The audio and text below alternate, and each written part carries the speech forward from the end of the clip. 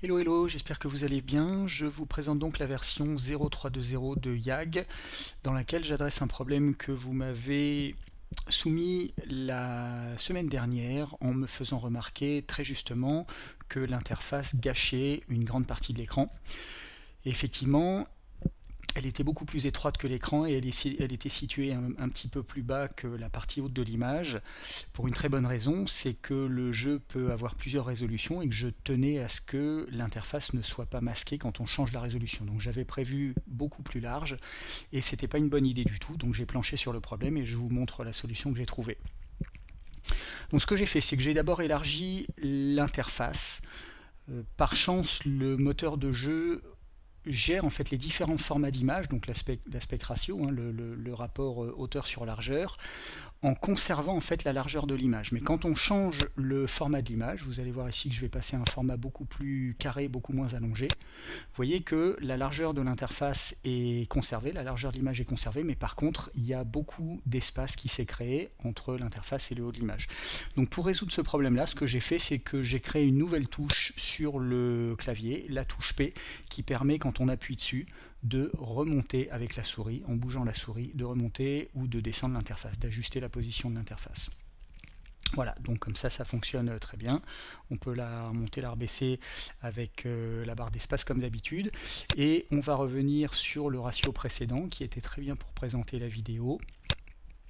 Vous voyez que maintenant quand je reviens à une image plus allongée, l'interface est trop haute et donc à nouveau avec la touche P et la souris, je peux l'ajuster à la hauteur qui convient.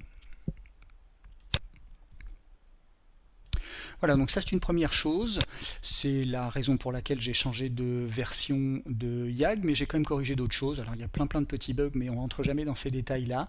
Par contre, j'ai remodifié un petit peu les thèmes de donjons. En particulier, j'ai réimporté de la version 1 de YAG, si vous vous souvenez, le très beau thème du monastère bouddhiste, qui est toujours magnifique au milieu des sapins. Je vais vous le faire voir ici.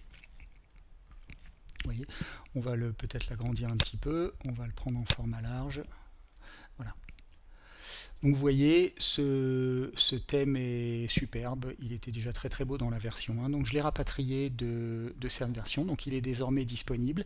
Et puis, deuxième chose que j'ai faite, que je vais vous faire voir sur la même map en fait, j'ai revu un petit peu les sols des différents thèmes de forêt pour leur donner plus de cachet et les différencier. Donc vous voyez que la forêt de sapin, elle a un sol bien vert, la forêt morte ici, un sol beaucoup plus sombre.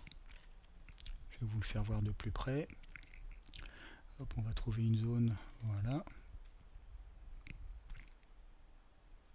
Donc on a un sol typiquement de feuilles mortes et d'herbes un petit peu jaunâtres.